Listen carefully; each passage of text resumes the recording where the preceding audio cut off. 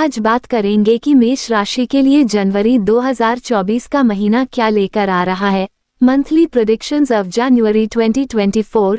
चलिए बात करते हैं इस महीने कैसा रहेगा आपका स्वास्थ्य, शिक्षा, प्रेम प्यार, वैवाहिक जीवन, भाग्य, करियर, बिजनेस और नवग्रह आपको क्या फल देने में सक्षम रहेंगे इस महीने। इसके साथ साथ आपको इस महीने क्या उपाय करने चाहिए। ये वीडियो अपनी जन्म की राशि चंद्र राशि पर आधारित है। यदि आप हमसे परामर्श लेना चाहते हैं तो हमारी ईमेल आईडी पर संपर्क कर सकते हैं, जहां आपको आपकी कुंडली के अनुसार हर चीज डिटेल में बताई जाएगी। जब जनवरी का महीना शुरू होगा तो मेष राशि से नवग्रह की स्थिति इस प्रकार होगी।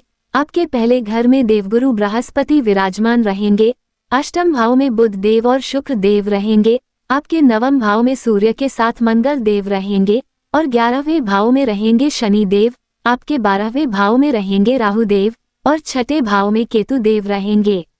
तो सबसे पहले बात करते हैं स्वास्थ्य की। आपकी राशि के स्वामी बनते हैं मंगल देव, जो कि आपके नवम भाव में विराजमान है। नवम भाव कुंडली का बहुत अच्छा होता है, भाग्य का होता है।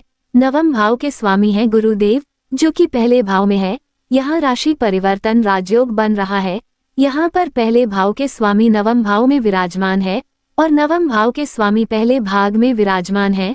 तो ये स्वास्थ्य के लिए बहुत अच्छा समय है। बिल्कुल भी स्वास्थ्य को लेकर कोई समस्या नहीं आएगी इस दौरान। लेकिन शुक्र देव इस समय आपके अष्टम भाव में है 18 जनवरी तक। तो बस थोड़ा सा ध्यान दीजिएगा अपने खाने पीने पर और इन्फेक्शन पर। लेकिन आपका स्वास्थ्य इस महीने अच्छा ही रहेगा, क्योंकि बाकी ग्रह अच्छी स्थिति में हैं। कोई चिंता वाली बात नहीं है। अब बात करते हैं कि विद्यार्थियों की पढ़ाई कैसी रहेगी इस महीने। पढ़ाई का पंचम भाव होता है। पंचम भाव के स्वामी सूर्य देव हैं, जो कि आपके नवम भाव में 14 जनवरी तक रहेंगे और उसके बाद दशम भाव में चले जाएंगे मकर संक्रांति पर। सूर्य देव की स्थिति बहुत अच्छी है, नवम भाव में भी और दशम भाव में भी, इसलिए आप इस समय अच्छे डिसीजन ले सकते हैं पढ़ाई को लेकर। सूर्य देव सरकार के कारक हैं, इसलिए सरकारी नौकरी के लिए भी आप प्रयास कर सकते हैं।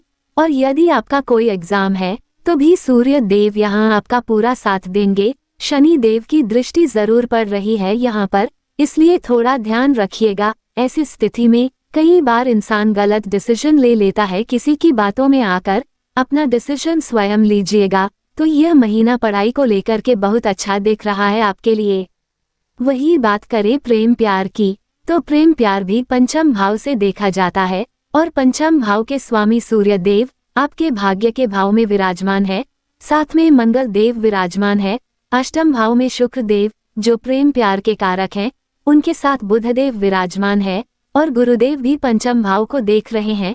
तो अधिक ज्ञान दिखाने की कोशिश मत करिएगा अपने लव रिलेशनशिप में, नहीं तो सामने वाला आपसे अधिक ज्ञानी बन सकता है, क्योंकि गुरु की दृष्टि है पंचम में और गुरु लग्न में बैठे हैं। यानी आप भी ज्ञानी और सामने वाला भी ज्ञानी, आप भी जिद्दी और सामने वाला भी जिद्दी। इस समय आप बहुत ज्यादा चीजों को एक्सप्रेस करने की कोशिश ना करें। अपने लव रिलेशनशिप में अंडरस्टैंडिंग बनाकर चलें। 70% चीजें अच्छी रहेगी, लेकिन छोटी छोटी चीजों पर आर्ग्यूमेंट्स हो सकते हैं, उससे बचकर रहिएगा। अंडरस्टैंडिंग बनाकर चलिए अपने पार्टनर के साथ। सूर्य मंगल साथ हैं, अच्छे फल ही मिलेंगे। बस अपने एटीट्यूड को कंट्रोल में रखिएगा, खुद में घमंड मत आने दीजिएगा। अब बात करते हैं वैवाहिक जीवन की, तो सप्तम भाव होता है वैवाहिक जीवन का। सप्तम भाव के स्वामी बनते हैं शुक्र देव, जो कि अष्टम भाव में है। ये थोड़ा सा खराब है, लेकिन केवल 18 जनवरी तक। 18 जनवरी तक वैवाहिक जीवन पर ध्यान दीजिएगा। कभी कभी वैवाहिक जीवन अच्छा चल रहा होता है, लेकिन अचानक से आर्ग्यूमेंट्स बढ़ जाते हैं, लड़ाई हो जाती है। ट्रैवलिंग पर जा रहे हैं यदि आप, तो इस समय लड़ाई झगड़े में ना पड़िएगा। किसी भी छोटी बात पर लड़ाई हो सकती है। छोटे आर्ग्यूमेंट्स बड़े आर्ग्यूमेंट्स बन सकते हैं 17 जनवरी तक। 18 जनवरी के बाद से सब अच्छा हो जाएगा। आप दोनों एक दूसरे को समझेंगे, अपनी गलतियों को समझकर एक दूसरे को समझेंगे और अपने लाइफ पार्टनर पर ध्यान भी देंगे। परंतु उससे पहले आपको अपने लाइफ पार्टनर की सेहत का भी ध्यान रखना है और एक दूसरे को समझने की कोशिश भी करनी है। आर्ग्यूमेंट्स में नहीं पड़ना है। इसके बाद बात करते हैं भाग्य की। तो भाग्य भाव के स्वामी बनते हैं देवगुरु बृहस्पति। गुरुदेव पहले भाव में बैठे हैं। भाग्य के स्वामी स्वयं पहले भाव में विराजमान है, यानी वो खुद चाहते हैं कि आप आगे बढ़ें। गुरुदेव आपका पूरा साथ देंगे। गुरु बनकर आपको बिल्कुल चिंता करने की जरूरत नहीं है। भाग्य आपका साथ देगा। इन्वेस्टमेंट में, स्टॉक मार्केट में, आप कहीं पर भी पैसा लगाना चाहते हैं, कोई शुभ कार्य करना चाहते हैं, मांगलिक कार्य करना चाहते हैं, किसी नए कार्य की शुरुआत करना चाहते हैं, तो गुरुदेव आपका पूरा साथ देंगे और आप बहुत मैच्योरिटी से सोच समझकर चीजों को डील करेंगे। भाग्य पूर्ण रूप से आपका साथ दे रहा है अपने घर को देखते हुए। अब करियर की बात करें तो करियर के स्वामी बनते हैं शनि देव। दशम भाव के स्वामी शनि देव हैं, जो कि आपके 11वें भाव में बैठे हैं लाभ के स्थान पर। शनि देव की स्थिति अच्छी है, लेकिन शनि देव की दृष्टि आपके लगन पर और गुरु पर पड़ रही है। सब कुछ अच्छा होगा आपके कार्य क्षेत्र में, लेकिन अपनी जिद के कारण और अपनी वाणी पर नियंत्रण न होने के कारण आप कभी कभी चीजों को थोड़ा बहुत बिगाड़ सकते हैं कार्य क्षेत्र में। इसलिए पूरी कोशिश करिएगा कि आप अपनी वाणी पर नियंत्रण रखकर चलिएगा। बाकी शनिदेव 11वें भाव में बैठे हैं, प्रॉफिट अच्छा आएगा, कामकाज बढ़ेगा। बस आपको अपने नेचर पर ध्यान देना है। किसी के साथ झगड़ा मत करिएगा, आप व्यवहार थोड़ा चिड़चिड़ा रहेगा। इस समय शनि देव की दृष्टि पंचम भाव पर भी पड़ रही है।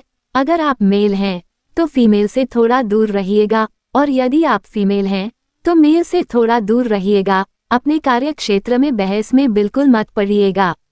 बिजनेस की बात करें तो बुधदेव अष्टम भाव में विराजमान है, लेकिन 8 जनवरी के बाद जब बुधदेव राशि परिवर्तन करेंगे उसके बाद बिजनेस बहुत अच्छा हो जाएगा। जब बुधदेव भाग्य के भाव में आ जाएंगे, केवल 8 जनवरी तक बिजनेस अच्छा नहीं है। 8 जनवरी के बाद आप बिजनेस में ग्रोथ करेंगे, इनकम में भी वृद्धि होगी। अब बात करते हैं कि क्या उपाय करने चाहिए मेष राशि को। आपकी राशि के स्वामी बनते हैं मंगल देव, इसलिए मंगल देव के बीच मंत्र का प्रतिदिन 108 बार पाठ करिए। ओम गंगार्काय नमः। चंद्र देव के बीज मंत्र का भी प्रतिदिन 108 बार पाठ करिए। सूर्यास्त हो जाने के बाद ओम सोम सोमाय नमः और प्रतिदिन हनुमान चालीसा का पाठ अवश्य करें। अगर ये वीडियो आपको अच्छी लगी हो तो हमारे साथ बने रहिए और चैनल को लाइक, शेयर और सब्सक्राइब करिए। धन्यवाद।